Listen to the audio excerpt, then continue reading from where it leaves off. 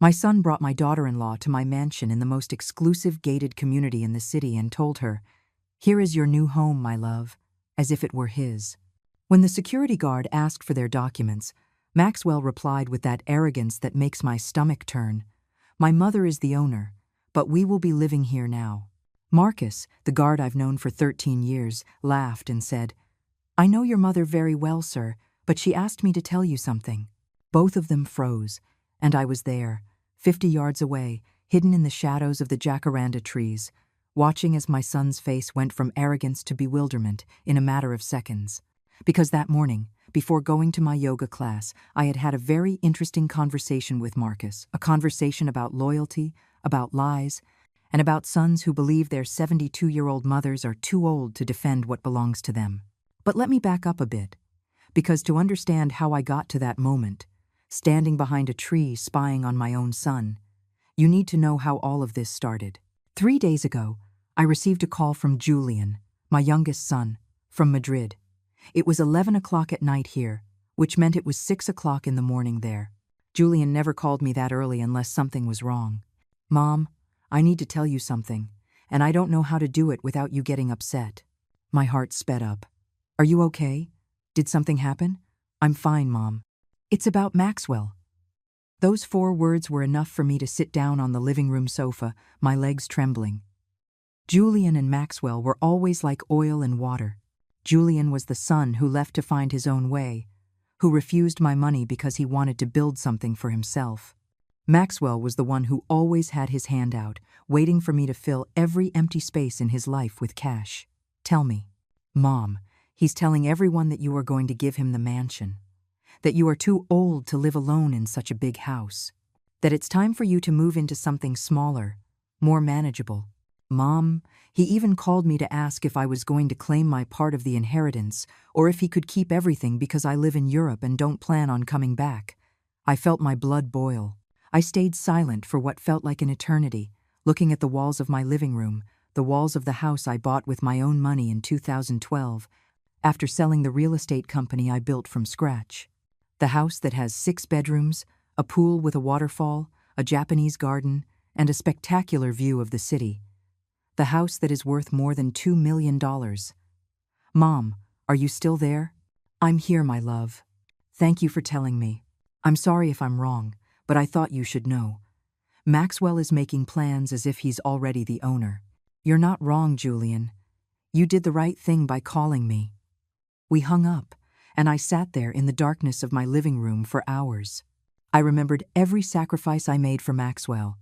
I paid for his private education, $150,000 in total, from kindergarten through college.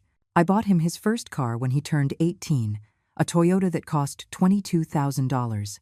I gave him $50,000 for the down payment on his apartment when he married Samantha 5 years ago. I lent him another $30,000 when his consulting business failed last year, money he never paid back. And now, according to Julian, my son was telling the world that I was too old, too weak, too alone to live in my own home. The next morning, I called Marcus. I told him everything.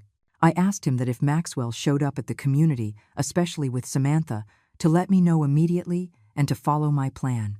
Marcus had been a security guard at Los Almendros since I moved in 13 years ago. He watched my sons grow up when they came to visit. He saw how Maxwell's visits became less frequent, only showing up when he needed something. He saw how Julian came every time he was in the country, asking for nothing, just to spend time with me. "Mrs. Lillian, you can count on me. If that young man shows up, you will be the first to know." And he showed up. Of course, he showed up. 2 days after my conversation with Marcus, on a sunny Wednesday in June, while I was in the country club parking lot about to go into my yoga class, I saw Maxwell's black Mercedes driving through the community gates. That Mercedes I helped pay for. My first instinct was to go out and confront him immediately, but something stopped me. A little voice in my head said, "Wait, watch, see how far he's willing to go." So I stayed in my car, my heart beating so loud I could hear it in my ears. Maxwell didn't take the road toward my mansion. That would have been normal, expected. Instead, he stopped at the main guard gate, where Marcus was on duty. I got out of my car without making a sound, walking in the shadows of the trees, getting close enough to see and hear everything. Samantha got out of the car in a green dress that probably cost more than $1,000, heels that clicked against the pavement, and those long acrylic nails I always found impractical. Maxwell walked around the car, took her hand as if she were royalty, and pointed toward the mansions. "Here is your new home, my love." Samantha brought her hands to her chest, her eyes shining with greed. "Maxwell, you can't be serious. It's beautiful. It's perfect. It's everything we always wanted." "Of course I'm serious, my queen. I told you I would give you everything." They walked toward the guard gate hand in hand, and I followed like a shadow, staying hidden. Marcus came out in his impeccable brown uniform, his tablet in his hand, and that professional expression he never lost. "Good morning, sir. Welcome to Los Almendros. How can I help you?" Maxwell puffed out his chest, standing tall as if he owned the world. "I'm here for my mother's mansion, Lillian Morales. She owns number 7. Marcus nodded slowly.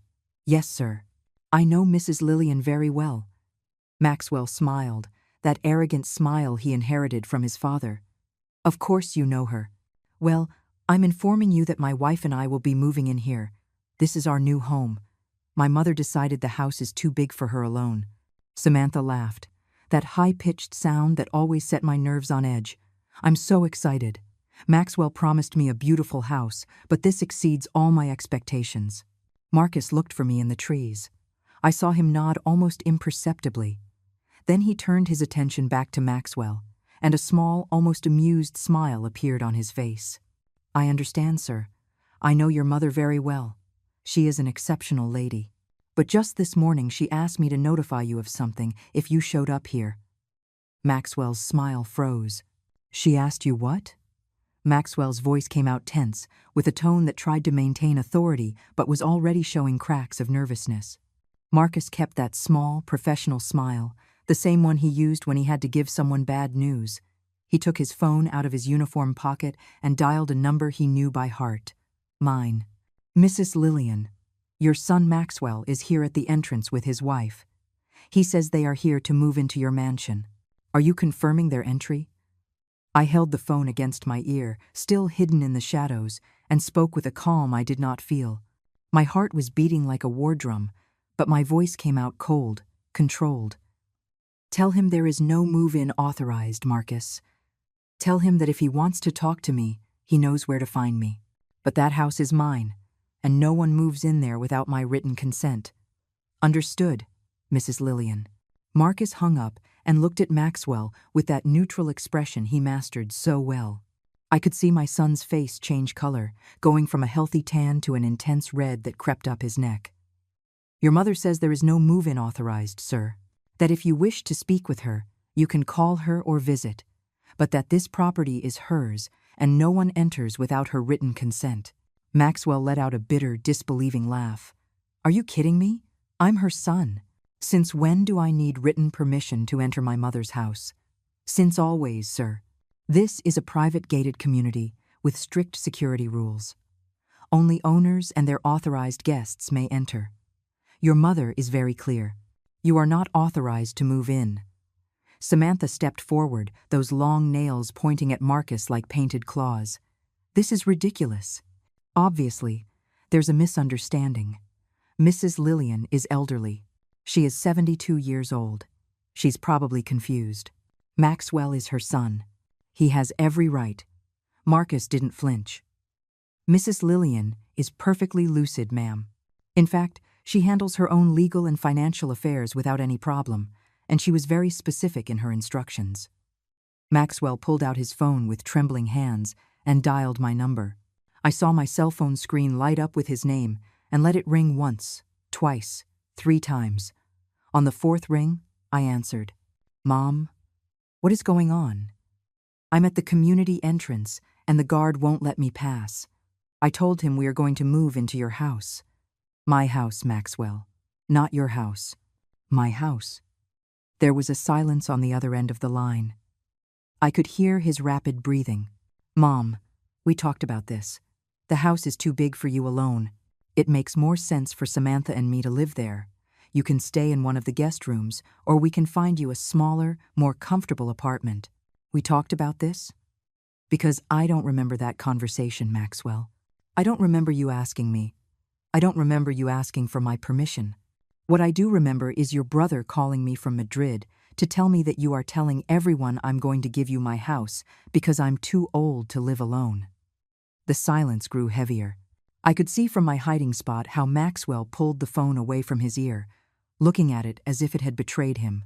Julian had no business getting involved in this. This is between you and me, Mom. No, Maxwell. This is not between you and me, because there is no this. You made a unilateral decision about my life, about my property, without consulting me. You promised your wife something that does not belong to you. Samantha snatched the phone from Maxwell. Mrs. Lillian, this is Samantha. I think there's been a terrible misunderstanding. Maxwell only wants what's best for you. That house is too much for one person your age. You could fall. Something could happen to you, and no one would know. We would be there to take care of you. My laugh came out cold, sharp. How considerate you are, Samantha. So worried about my well-being that you're already measuring the curtains in my living room. Tell me, have you already decided which room would be yours? The master bedroom with the garden view? Or the one with the private balcony? We just want to help. I don't need your help, and I definitely do not need to be kicked out of my own home. Now put my son back on the phone. I heard the murmur of voices. And then Maxwell's voice was back on the line, this time more aggressive. Mom, you're being irrational. I thought you understood. I thought you agreed. When, Maxwell? When did I ever give you the impression I agreed to give away my house? Was it when I paid for your college education? Was it when I gave you $50,000 for the down payment on your apartment? Was it when I lent you another $30,000 for your failed business? At what point during all those gifts you never thanked me for did I make you think you could take whatever you wanted without asking? That's different. You're my mother. Mothers are supposed to help their children. Mothers help, Maxwell. They don't let themselves be robbed. I'm not robbing anything. Someday that house will be mine anyway. And there it was. The naked, raw, unadorned truth. My son didn't see me as a person. He saw me as a temporary obstacle between him and my money. I leaned against the trunk of the jacaranda tree, feeling my legs tremble. 72 years of life, 40 years of hard work, and my own son was standing at the entrance of my community, waiting for me to step aside so he could take what he wanted. That house will not be yours, Maxwell. Not now, not ever. Because I just made a decision. I am going to change my will. Every cent, every property, every investment I have is going to a charitable foundation. Julian doesn't need my money. He built his own life. And you clearly believe you are already entitled to everything without having earned it. Mom, you're exaggerating. You can't do that. I can, and I will. Now listen to me carefully, because I will only say this once. Get out of my community. Do not come back unless I invite you. And if you ever tell anyone again that that house is yours, I promise you, I will not only disinherit you, I will make sure every single person in this city knows exactly what kind of son you are. I hung up before he could answer. My hands were shaking so much I almost dropped the phone. I took a deep breath, once, twice, trying to control the fury burning inside me like acid. From my hiding spot, I watched Maxwell stare at his phone in disbelief, watched Samantha ask him something with wide eyes, watched him shake his head over and over. Marcus was still standing in front of them, motionless, professional. Do you need me to call anyone else, sir? Maxwell glared at him. This isn't over. She's my mother. She's confused. She's being manipulated.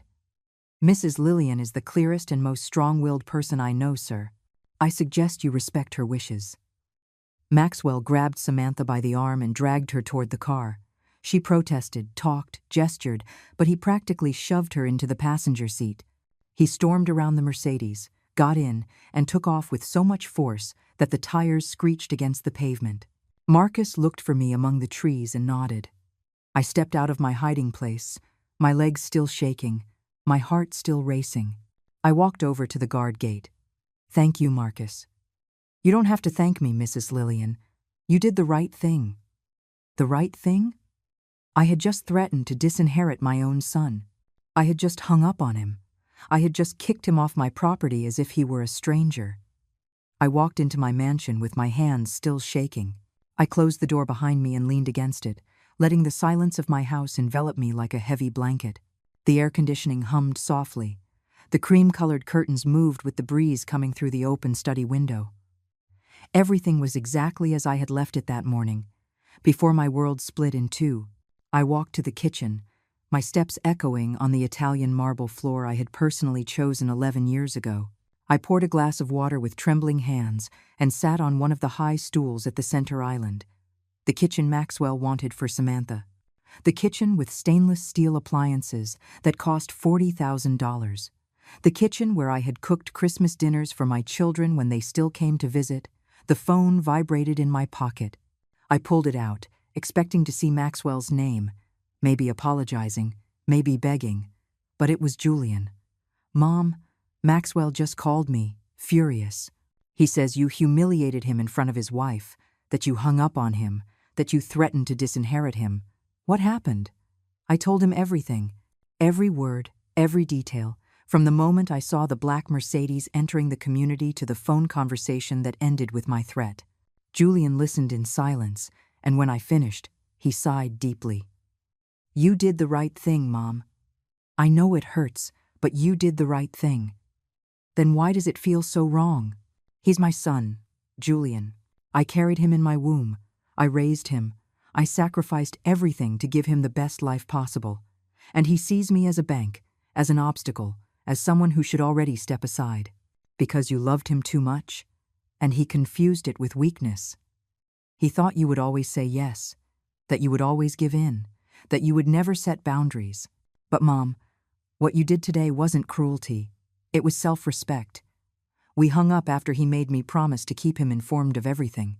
I sat in that huge kitchen, in that huge house, feeling the weight of loneliness for the first time. Not the loneliness of being physically alone that had never bothered me, but the loneliness of knowing that your own child would rather see you out of the way. The phone rang again. This time it was Maxwell. I let it ring until it went to voicemail. 30 seconds later, it rang again. Again, I ignored it. On the third call, I answered, "What do you want, Maxwell?" "We need to talk. In person. This has gotten out of control. There is nothing to talk about. You were very clear about your intentions. Mom, please, come to my apartment, or I'll go to your house. We need to resolve this. You are not coming to my house, and I am not going to yours. If you want to talk, we'll meet in a public place, at the coffee shop in the Plaza Mall. Tomorrow at 10 o'clock in the morning. Mom, those are my conditions. Either you accept them, or we hang up now, and we don't speak again."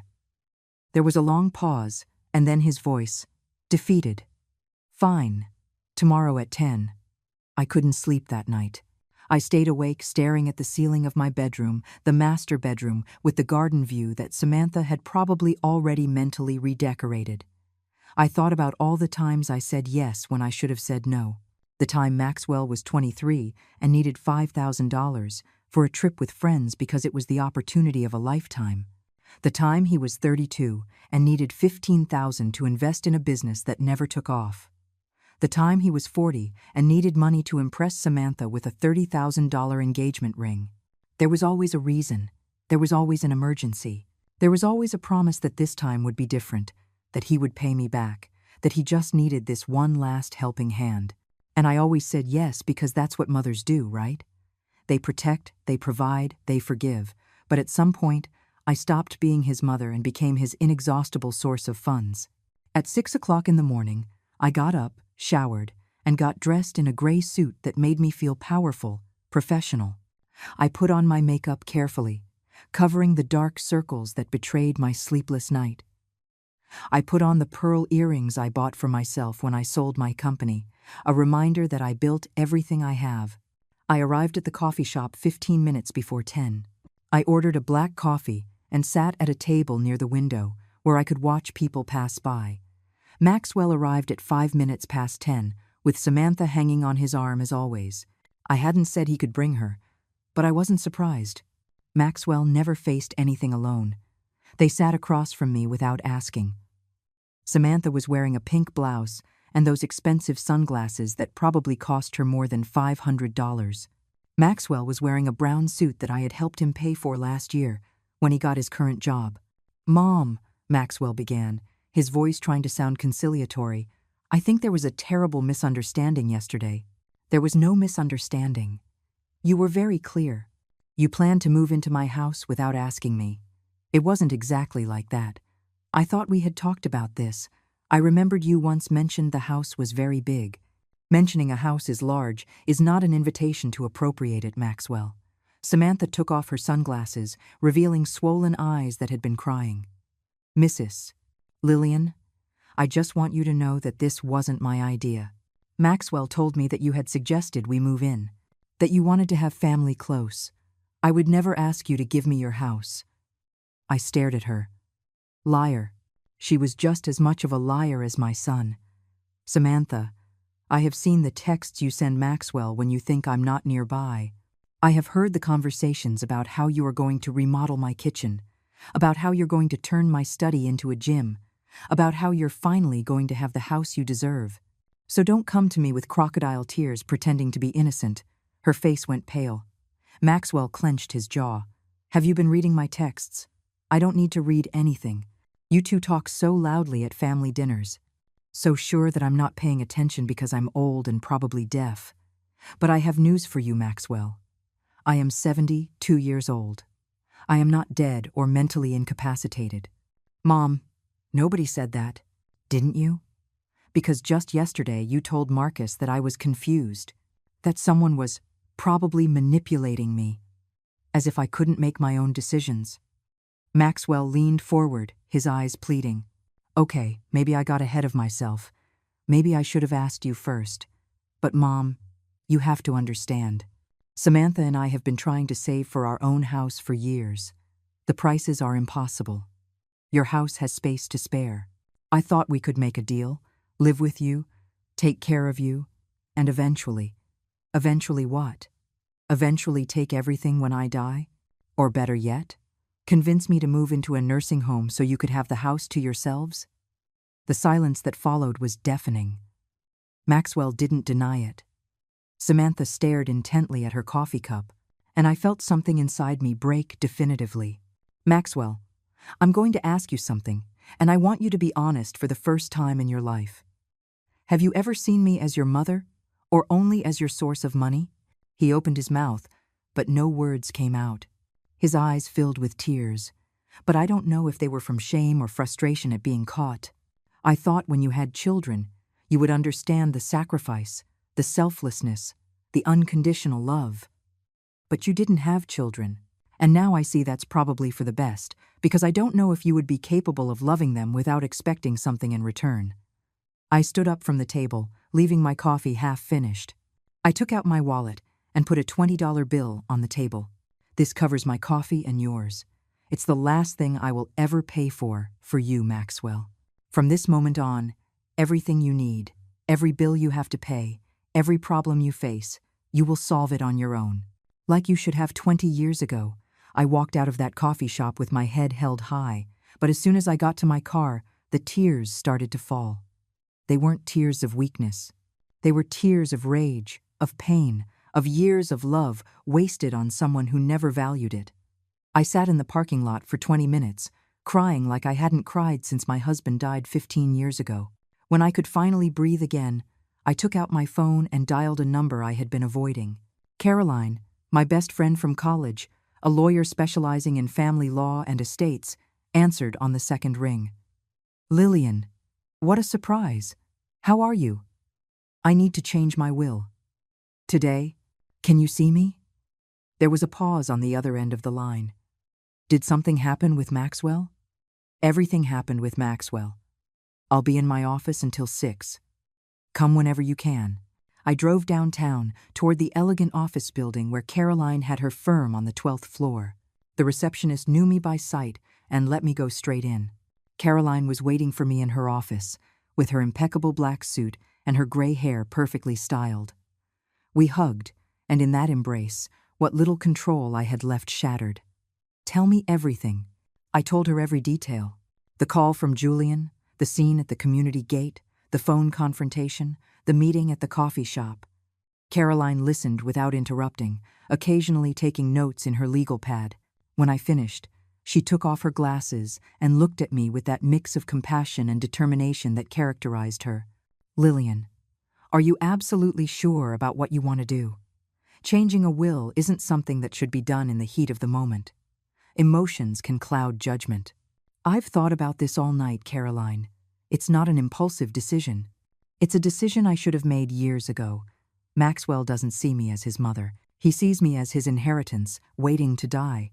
I understand. What do you have in mind? I want everything to go to a foundation that helps elderly women who were abandoned by their families. Women who built empires and were forgotten. Women who deserve dignity in their final years. Caroline smiled, that small smile she used when she was proud of someone. That's a beautiful idea. And Julian? Julian built his own life without asking me for anything. If he wants something from the will, I'll leave it for him. But the house, the investments, everything else goes to the foundation. And does Maxwell know you're doing this? I warned him I would. He probably thought it was an empty threat. Caroline opened her computer and started typing. We need to be very careful with this. Maxwell could try to contest the will, claiming you weren't of sound mind, that someone manipulated you. I need you to undergo a full psychological evaluation to prove you are perfectly lucid.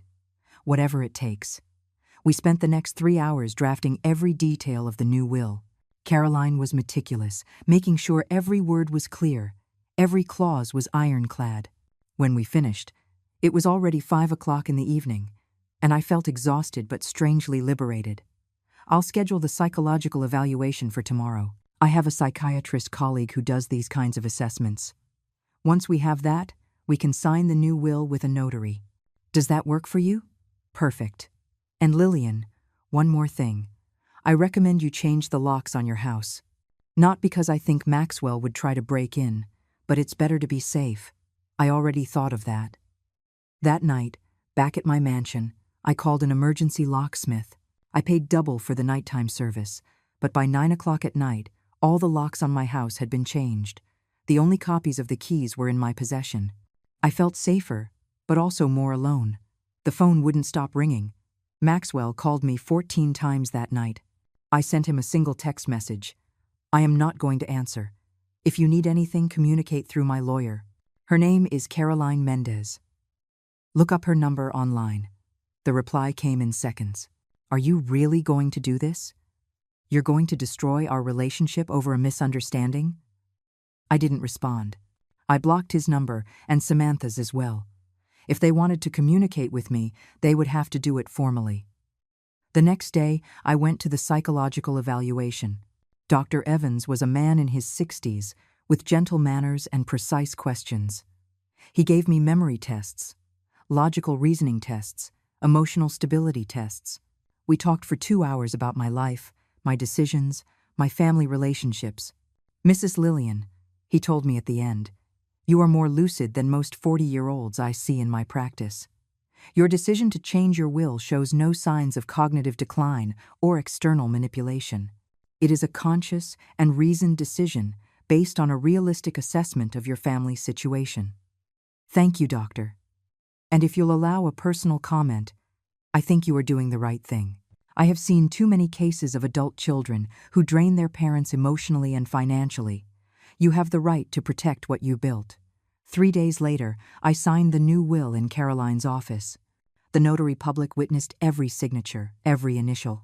The document was legally registered. Maxwell would no longer inherit anything.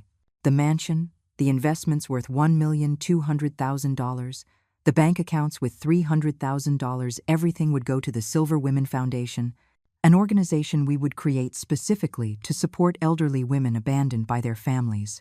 Julian would receive $100,000, not because he needed it, but because I wanted him to know I valued him. The rest, absolutely all the rest, would be for women who went through the same thing I did. How do you feel? Caroline asked as we left the notary's office. Like a weight has been lifted off my shoulders, like I've finally taken my power back. That's exactly what you did. But Maxwell didn't give up so easily. 2 days after signing the will, I received a certified letter. I opened it with trembling hands and read the words my son had written, or more likely, that a lawyer had written for him. Dear Lillian Morales, by means of this letter, my client Maxwell Morales formally requests an evaluation of your mental capacity to handle your financial and legal affairs. There are well-founded concerns about possible outside influences that may be affecting your judgment. My client, as the firstborn son, has the right to look out for your well-being. We request that you voluntarily submit to an evaluation, or we will be forced to request a court order. I read the letter 3 times. Each time, the rage grew. My own son was threatening to have me declared mentally incompetent. My own son was willing to humiliate me publicly, to drag me through the courts, just to get his hands on my money. I called Caroline immediately. They sent it to me too. I was expecting this. Maxwell is desperate. What do we do? Nothing. You already have the psychological evaluation from Dr. Evans. It's recent, it's complete, and it's from one of the most respected psychiatrists in the country. Any judge who sees that report will throw out Maxwell's petition immediately. And if he insists, then we will face him in court. And Lillian, I promise you, when we are done, everyone will know exactly what kind of son he is. That night I sat on my terrace, looking at the city lights. I had a glass of red wine, my only allowed vice, and thought about everything I had built. 40 years of work, 40 years of sacrifice. And my son was willing to destroy my reputation just to get his hands on it all. But I was no longer the woman who always said yes. I was no longer the mother who let herself be trampled on for love. I was Lillian Morales, successful businesswoman, strong woman, and nobody, not even my own son, was going to take away my dignity. Caroline's response to Maxwell's letter was devastating. Not only did she attach Dr. Evans' psychological evaluation, but she also included a detailed history of all the financial transactions I had made with Maxwell over the past 20 years. Every loan, every gift, every time I opened my wallet to bail him out. The total was staggering. $437,000. Almost $500,000 that I had given my son over the years, expecting nothing in return. The letter ended with a clear warning. Any further attempt to question Mrs. Morales's mental capacity will be considered harassment and defamation. We are prepared to proceed legally if necessary. I thought that would be enough to make Maxwell stop. I was wrong. A week later, my phone started receiving calls from unknown numbers. Distant relatives, cousins I hadn't seen in years, elderly aunts I barely remembered. All with the same message. Lillian, Maxwell told us you're having problems, that people are taking advantage of you. We want to help. Maxwell had started a smear campaign. He was calling every person in the family he had a number for, painting me as a senile old woman being manipulated by unscrupulous lawyers. And the worst part was, some of them believed him. I received a message from my cousin Joan, my late mother's younger sister. Lillian, my girl, Maxwell is so worried about you. He says you changed your will overnight, that you're pushing your family away. Is it true you're not speaking to him? A son is a son, dear. Mistakes can be forgiven. I replied with a calm I didn't feel. Cousin Joan, I am 72 years old, not 7. I know perfectly well what I am doing and why I am doing it. Maxwell is not worried about me. He is worried about my money. There is a difference. Her response came hours later. Oh, Lillian, you were always so proud. Pride won't keep you warm in your old age. Family will. I blocked her number too. I didn't have the energy to explain the truth to every relative. I let them think whatever they wanted. In the end, the opinions of people who were never present in my life didn't matter. But Maxwell didn't stop there. One afternoon, as I was returning from my Pilates class, I found Samantha waiting for me on my doorstep. She was sitting on the front steps, a handkerchief in her hand, and her eyes red from crying. When she saw me arrive, she stood up quickly. Mrs. Lillian, please, I need to talk to you. Samantha, we have nothing left to talk about. Please, just 5 minutes. I'm begging you. I sighed. Part of me wanted to slam the door in her face. But another part, the part that still remembered how to be compassionate, made me open the door. 5 minutes, not one more. We entered the living room. I didn't offer her anything to drink or ask her to sit. I remained standing, my arms crossed, waiting. Samantha wrung her hands, avoiding my gaze. Mrs. Lillian, I know we made a mistake. Maxwell got ahead of himself. He was impulsive. He didn't think about how it would make you feel. But please, you can't cut your son out of your life over this. He loves you. He loves me? Does he love me when he tells the whole family I'm senile? Does he love me when he tries to have me declared mentally incompetent? Does he love me when he was planning to take my house without asking? Samantha bit her lower lip. He's desperate. We're in debt. Mrs. Lillian, a lot of debt. The apartment you helped us buy, we're 2 months behind on the mortgage. Maxwell lost his biggest client last month. We're about to lose everything. And there it was. The truth, finally. It wasn't just greed. It was desperation. Maxwell didn't just want my house out of ambition. He needed it because he was on the verge of bankruptcy. And how much do you owe? $75,000. Between credit cards and a personal loan, I felt a pang in my chest. $75,000 was nothing compared to what I had. I could write a check right now and solve their problems. But if I did, I would be falling into the same pattern again, rescuing Maxwell from the consequences of his own decisions. Samantha, do you know how much money I've given Maxwell over the last 20 years? She shook her head. $437,000. Almost $500,000. And he never asked for permission. He never truly thanked me. He always acted like it was his right. Like I owed him every cent I earned with my own hard work. I didn't know it was that much. Of course you didn't know. Because Maxwell never told you.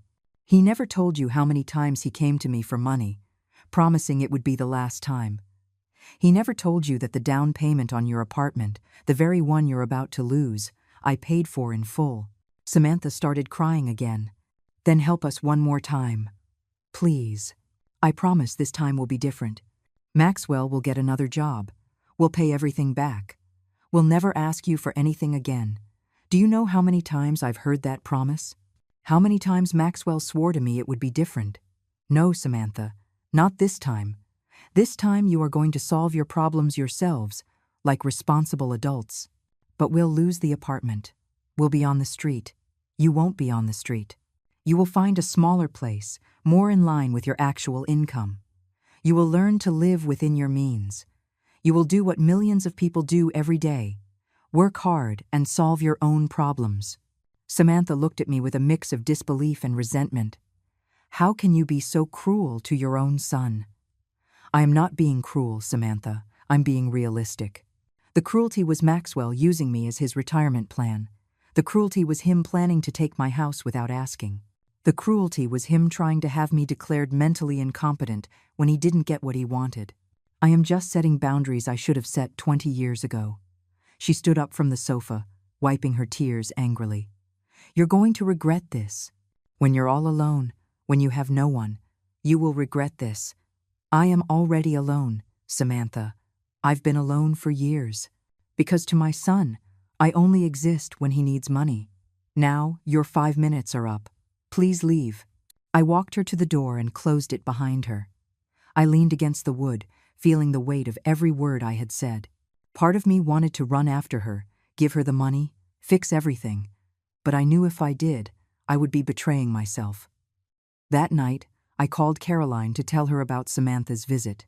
They're trying to soften you up from every possible angle. It's a common tactic when direct confrontation doesn't work. Do you think they're really in that much financial trouble? Probably.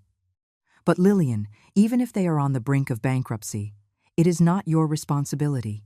Maxwell is a grown man with a college education that you paid for. If he made bad financial decisions, those are the consequences. I know. It's just. It's hard. Of course it's hard. You're his mother. But being a mother doesn't mean being an eternal ATM. It means teaching, guiding, and sometimes letting them fall so they can learn. 2 weeks later, Maxwell himself showed up at my door. He didn't wait for me to invite him in. As soon as I opened it, he pushed the door and walked inside. We need to talk.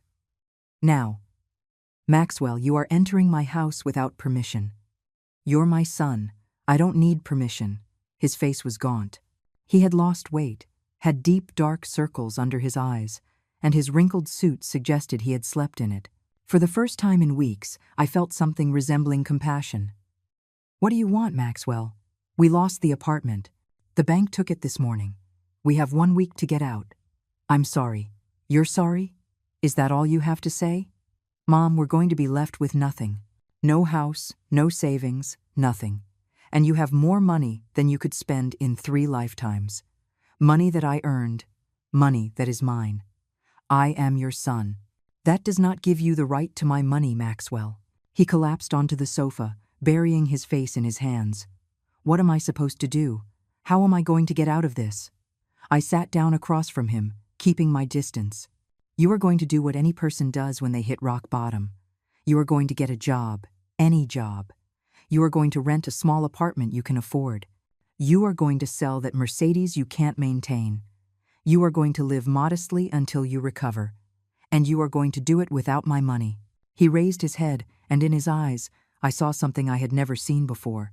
Real fear. "Mom, please." Maxwell looked at me with those pleading eyes he used to use when he was a child and wanted something. But he wasn't a child anymore. He was a 45-year-old man who had built his entire life expecting me to solve every problem, every crisis, every consequence of his bad decisions. "I am going to tell you something I should have told you 20 years ago," I began, my voice firm but calm. "Every time I rescued you, every time I paid your debts, every time I gave you money without asking what you needed it for, I was doing you a terrible disservice. I taught you that there were no consequences. I taught you that Mom would always be there with an open checkbook. I turned you into a man who doesn't know how to solve his own problems. That's not true. No, Maxwell, you are 45 years old. In all this time, how many times have you resolved a financial crisis without my help? How many times have you said no to something you couldn't afford? How many times have you lived within your means?" The silence that followed was my answer. Maxwell looked at the floor, unable to meet my gaze. "I thought you loved me," he finally said, his voice barely a whisper. "I do love you, Maxwell. That's why I am doing this. Because letting you continue to depend on me isn't love. It's enabling. It's allowing you to remain a child in a grown man's body. If you loved me, you wouldn't let me fall like this.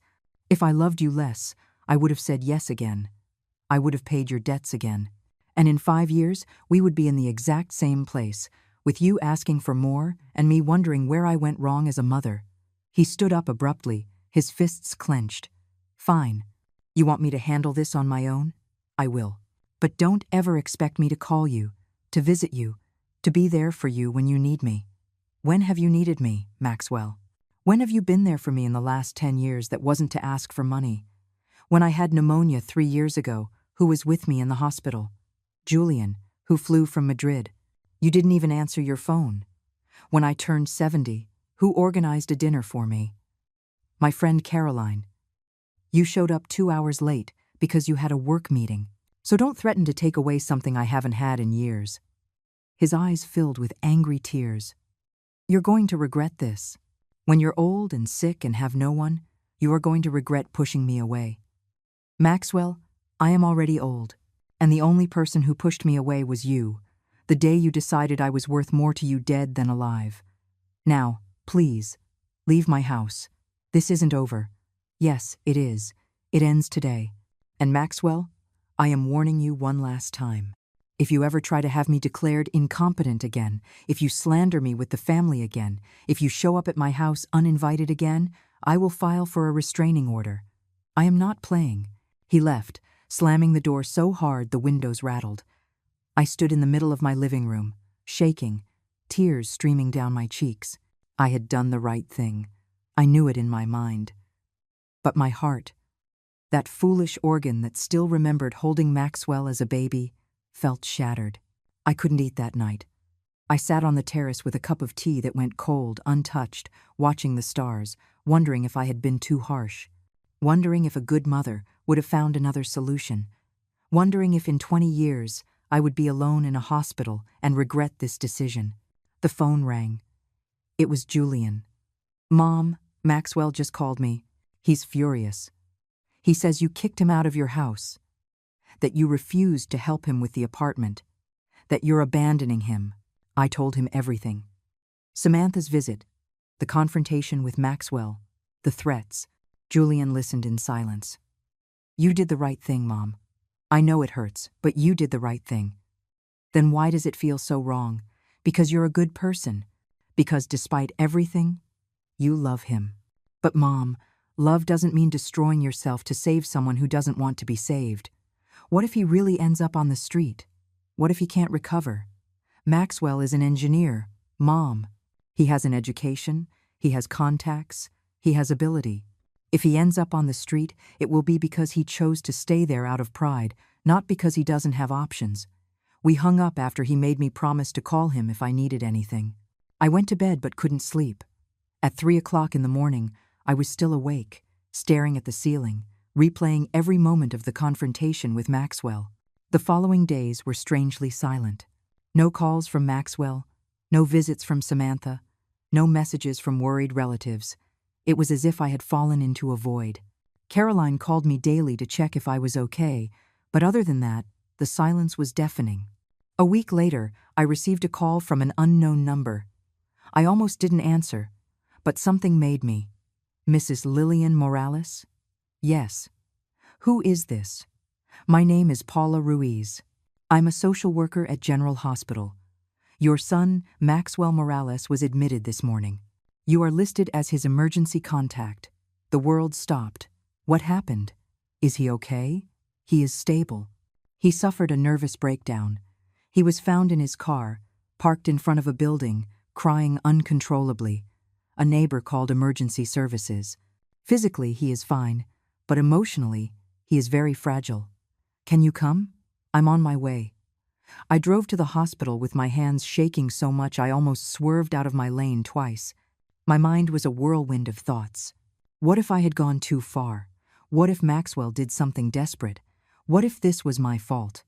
I arrived at the hospital and found Paula in the waiting room of the psychiatric area. She was a young woman, maybe in her 30s, with a kind but professional expression. Mrs. Morales, thank you for coming so quickly. How is my son? As I said, physically he's fine. Emotionally, he is going through a severe crisis. He has been talking about loss, about failure, about disappointing his family. The psychiatrist on duty evaluated him and recommends he stay for observation for at least 24 hours. Can I see him? Yes, but I need to warn you, he is very sensitive. Any confrontation could worsen his condition. She led me down a long hallway to a small room with cream-colored walls. Maxwell was sitting on the bed in a hospital gown, staring out the window.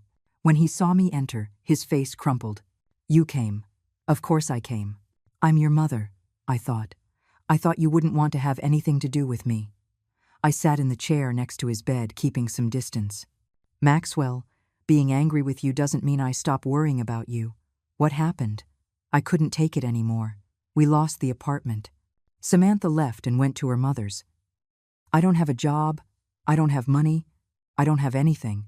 And the only thing I could think was that you were right, that I am a failure, that I've never built anything for myself, that at 45 years old, I'm still a child waiting for Mom to solve everything. I felt something break inside me. It wasn't satisfaction at being right. It was pure pain at seeing my son so destroyed. You are not a failure, Maxwell. You made mistakes, you made bad decisions, but that doesn't define you completely. Then why do I feel like I'm worthless? Because you built your self-worth around external things. The expensive car, the luxury apartment, the wife who needs luxuries. And when those things disappeared, you thought there was nothing left. But there is something, Maxwell. There is an intelligent, capable man who can rebuild if he is willing to do it with humility. I don't know how. You start by accepting where you are. You hit rock bottom. That's okay. A lot of people hit rock bottom. The difference is between those who stay there feeling sorry for themselves and those who use the bottom as a platform to push themselves back up. And, are you going to help me? There it was. The question I had been waiting for. The question that would determine if he had learned anything or if we were still in the same cycle.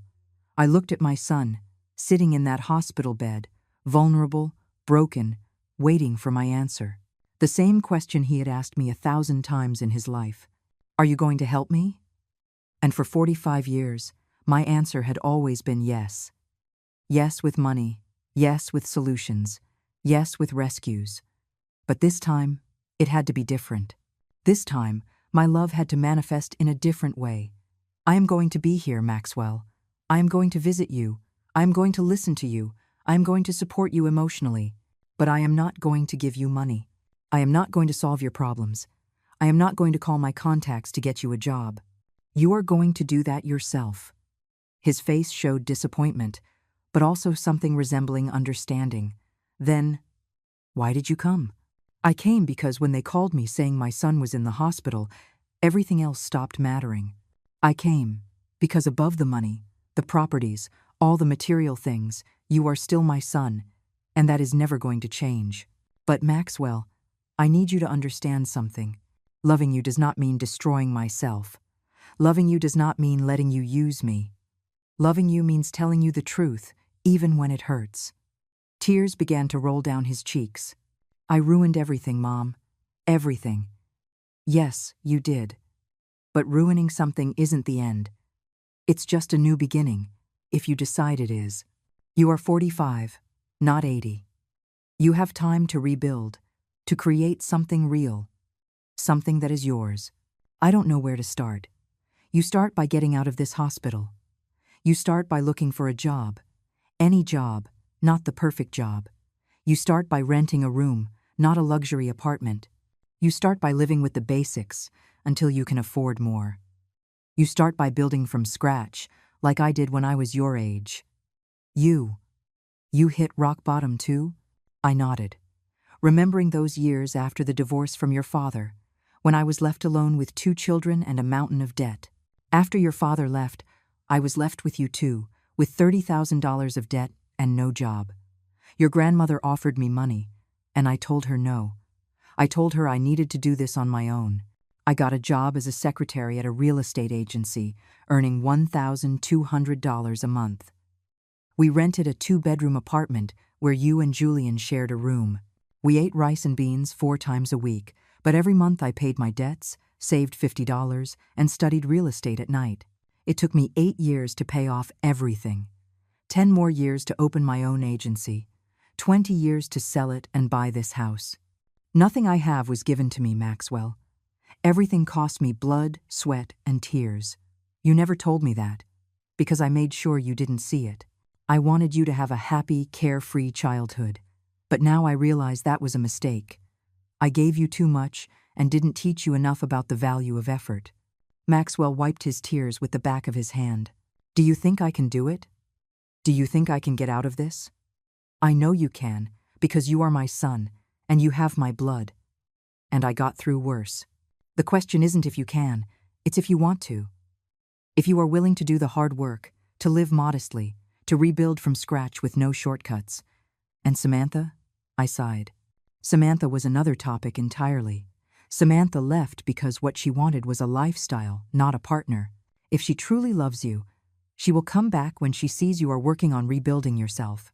If she doesn't come back, then she was never the right person for you. He was silent for a long time, processing everything I had said. Mom, I'm sorry. I'm sorry for using you. I'm sorry for planning to take your house. I'm sorry for telling the family you were ill. I'm sorry for everything. They were the first real apologies I had heard from him in years. Not apologies with excuses. Not apologies with buts. Just honest apologies. I believe you, Maxwell, and I forgive you. But forgiving you doesn't mean things go back to the way they were. Things have changed. Our relationship has changed, and that's okay.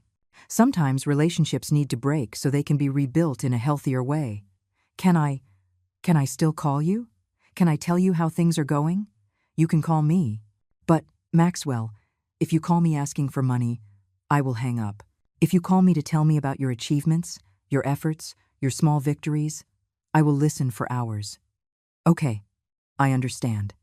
I stayed with him for 2 more hours. We talked about his plan for when he got out of the hospital. There was a temporary shelter where he could stay while he looked for work. Paula, the social worker, had contacts at employment agencies that helped people in crisis. Maxwell would have to sell the Mercedes. That was non-negotiable. He needed the money and couldn't afford the expense. When I got up to leave, Maxwell took my hand. "Thank you for coming, Mom. And thank you for not rescuing me this time." Those words hit my heart more than anything else he could have said. I drove back home feeling a strange mix of pain and hope. Pain, because seeing my son in that state was heartbreaking. Hope, because for the first time in years, I saw a glimmer of genuine humility in him, a real acknowledgement of his mistakes. The next few days, I was glued to my phone, waiting for news. Caroline called to ask how the hospital visit went. I told him the truth, but I didn't give him any money. "Well done, Lillian. I know it wasn't easy. It was the hardest thing I've ever done in my life, but it was the right thing." A week later, Maxwell was released from the hospital. He called me from a payphone because he'd had to sell his smartphone to pay for the first week at the shelter. "Mom, I just wanted you to know I'm okay. I got an interview for a supervisor job on a construction site. It's not what I used to do, but it pays $900 a week. That's wonderful, Maxwell. I'm proud of you. I sold the Mercedes for $20,000, paid off some urgent debts and saved the rest. Bought a used car for $3,000. It's not pretty, but it runs." I listened to his words and felt like I was talking to a different version of my son. A more mature, more conscious version. And Samantha? I haven't heard anything from her. Her mom told me she needs time. Maybe it's for the best. I need to focus on myself right now. That's very wise, Maxwell. Over the next few weeks, Maxwell would call me every 3 or 4 days. He never asked for money. He just told me about his progress. He got the job on the construction site. He found a room to rent for $300 a month in a house shared with 3 other men. It wasn't glamorous, but it was a roof over his head. He started paying off his debts systematically. Every call was a reminder that he could do it, that he always could have. He just needed the right motivation. 2 months after his release from the hospital, he asked if we could meet for lunch. I chose a simple restaurant, nothing fancy. When he arrived, I almost didn't recognize him. He had lost more weight but looked healthy. He was wearing jeans and a simple t-shirt. No expensive suits or flashy watches. We sat down and ordered. Maxwell ordered the cheapest item on the menu. That gesture, small but significant, told me more than 1,000 words. "Mom, I want to show you something." He took out his phone, a basic model that probably cost $50, and showed me a spreadsheet. "This is my payment plan. At this rate, in 18 months, I will have paid off all my debts. And I've been taking free online courses on project management. I want to get certified to get better jobs." I looked at the numbers, the meticulous planning, the evident effort, and I felt tears threatening to spill. "Maxwell, I am so proud of you. You wouldn't be if you saw me living in that shared room, wearing clothes from the thrift store. I was wrong. I am more proud of you now, living humbly but with dignity, than I ever was when you were living in that expensive apartment you couldn't afford." His eyes filled with tears. "Thank you for not rescuing me, Mom. I know it sounded contradictory when I said it in the hospital, but now I truly understand. If you had given me the money, I'd be in the same cycle. I'd probably be back in 2 years asking for more. But you forced me to grow up. You forced me to be the man I should have been 20 years ago. It's never too late to start over, my love." We ate peacefully, talking about his plans, his small but real goals. For the first time in years, I didn't feel like I was talking to someone who wanted something from me. I was just talking to my son, simply sharing his life. When we finished, Maxwell insisted on paying his share. He took cash from his wallet money he had earned from his job. That gesture meant more to me than all the expensive gifts he had given me in the past with money I myself had provided. The following months were revealing. Maxwell kept his word. He didn't ask for money. He didn't ask for favors. He didn't ask to be rescued. He just worked, paid his debts, and rebuilt his life, piece by piece. I watched from a distance, proud but also cautious. Part of me still expected him to fall back into his old patterns at any moment, but he didn't. 4 months after our lunch, I received an unexpected call. It was from the Los Almendros community. Marcus was on the line. "Mrs. Lillian, there's a situation I think you should know about. Your son Maxwell was here this morning." My heart sped up. Had he tried the same thing again? "What happened, Marcus?" "He came to apologize to me. He told me he had been arrogant and rude the time he tried to enter without your permission. He brought me a coffee and a sincere apology. I thought you should know." I was speechless for a moment.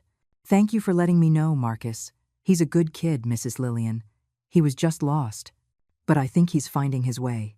When I hung up, I felt something I hadn't felt in months. Real hope. Not the naive hope that everything would go back to the way it was, but the genuine hope that maybe, just maybe, this crisis had been the catalyst Maxwell needed to become the man he always could have been. I called him that afternoon. "Maxwell, Marcus told me you went to apologize to him." There was a brief silence on the other end. "Yeah, I was a real jerk to him that day. I talked to him like he was less than me, just because he was a security guard. I'm ashamed of how I acted." "I'm glad you realized that." "Mom, I've realized a lot of things. Like how I always treated people I considered inferior badly. Waiters, cleaning staff, anyone who wasn't on my economic level. And now that I'm on the other side, now that I'm the one doing manual labor, I understand how horrible my attitude was. That awareness is the first step toward real change, Maxwell. I'm trying, Mom. I'm really trying. I know, my love. And it shows." 2 weeks later, Maxwell called me with exciting news. He had been promoted on the construction site. He went from supervisor to project coordinator with a $300 a week raise. It wasn't much compared to what he used to make, but for someone rebuilding from scratch, it was a significant achievement. "We're going to celebrate," I told him. "Come to my house this Sunday." There was a long pause. "Are you sure, Mom?"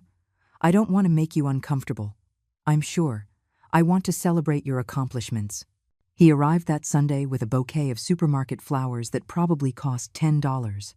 In the past, Maxwell would have arrived with $50 imported roses or with empty hands, expecting me to praise him. These simple flowers meant more than any expensive gift. I cooked his favorite meal, roast chicken with potatoes and salad. We ate on the terrace, enjoying the pleasant weather. Maxwell told me about his work, about the men he shared the house with, about how he was learning to cook because eating out every day was too expensive. "You know what's weird, Mom? I'm happier now than when I had the luxury apartment and the expensive car. Before, I lived stressed out, worried about keeping up appearances, about impressing people I didn't even care about. Now, I live simply, but I sleep well at night. I don't owe anything I can't pay. I don't pretend to be someone I'm not. That is true wealth, Maxwell. Peace of mind. I wish I had understood that sooner. I would have saved so much pain, so much of your money wasted. I don't see it as wasted. I see it as an expensive investment in a lesson you needed to learn, and you finally learned it." After we ate, while we were having coffee, Maxwell asked me a question that took me by surprise. "Mom, are you ever going to change the will back?" I drank my coffee slowly before answering. "I don't know, Maxwell. Honestly, I don't know. What I do know is that the will isn't the important part anymore. If we continue to build this new, healthier, more honest relationship, I don't care what a piece of paper says, but I need to see consistency. I need to know that this change is real and permanent, not just temporary until you're financially stable again. I understand, and I'm not asking because I want the money. I'm asking because I want to know if one day you'll be able to forgive me completely. I've already forgiven you, Maxwell, but trust is different. Trust is rebuilt with time and consistent actions." He nodded, understanding. He didn't press further. He didn't beg. He didn't manipulate. He simply accepted my answer with maturity. The following months passed normally. Maxwell continued to work hard, pay his debts, and rebuild his life. We saw each other every 2 weeks for lunch or dinner. The conversations flowed naturally, without tension, without a hidden agenda. It was refreshing to have a relationship with my son that didn't revolve around money. But then came the real test.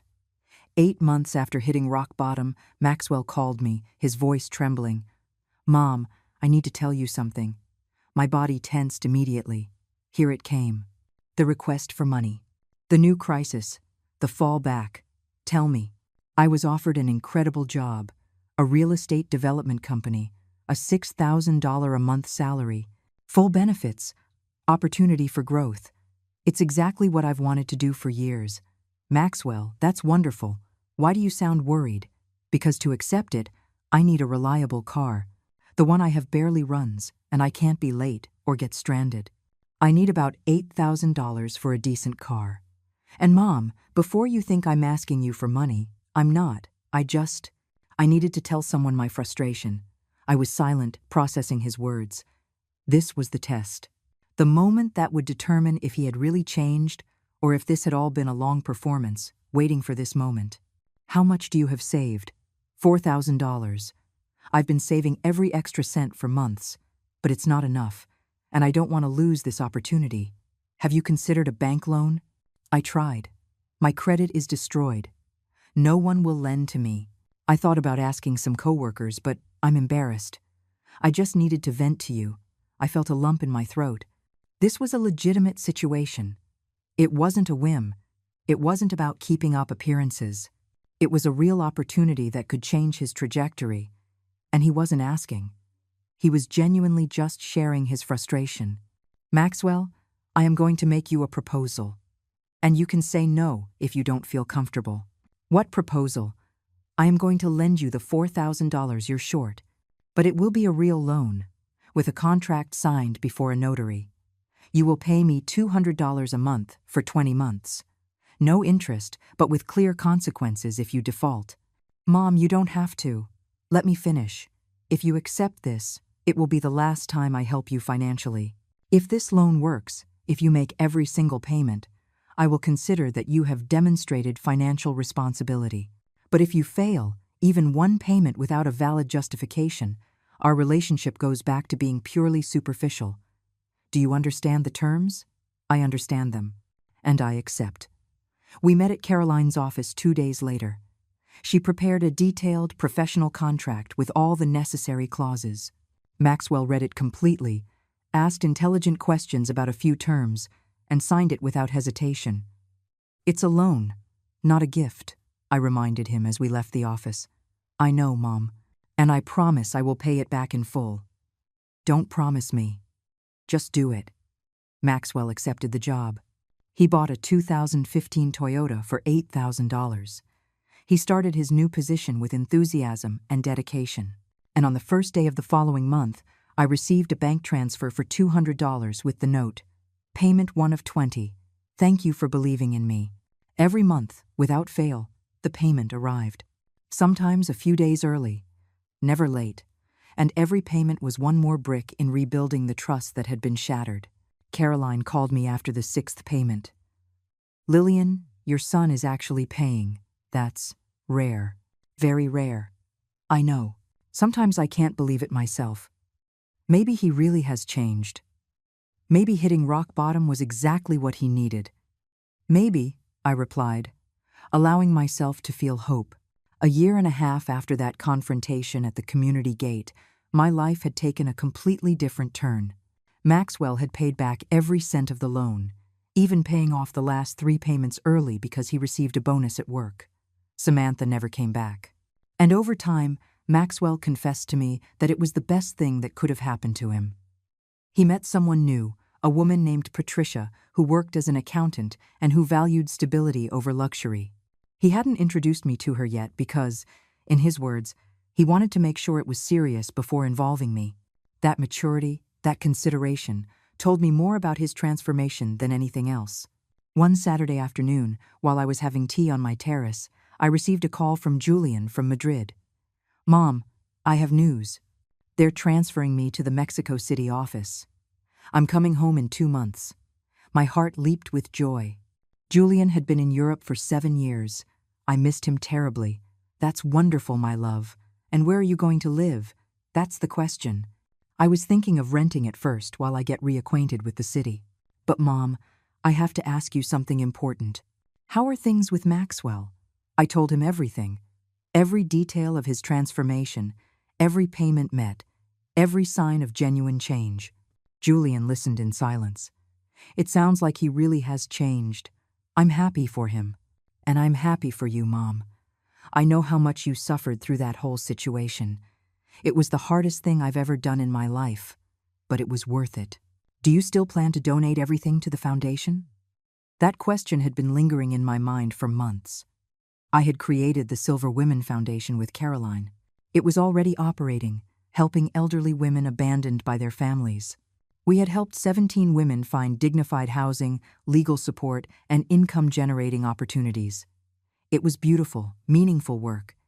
But I had also seen the change in Maxwell, not a superficial change, but a profound transformation of his character. I don't know, Julian. Honestly, I don't know anymore. Maxwell proved he can be responsible, that he can grow, but I also don't want him to think that everything he did was to get the inheritance back. What if you talk to him? If you ask him directly what he thinks about the will? Maybe it's time. 2 weeks later, I invited Maxwell to dinner at my house. I cooked his favorite meal again.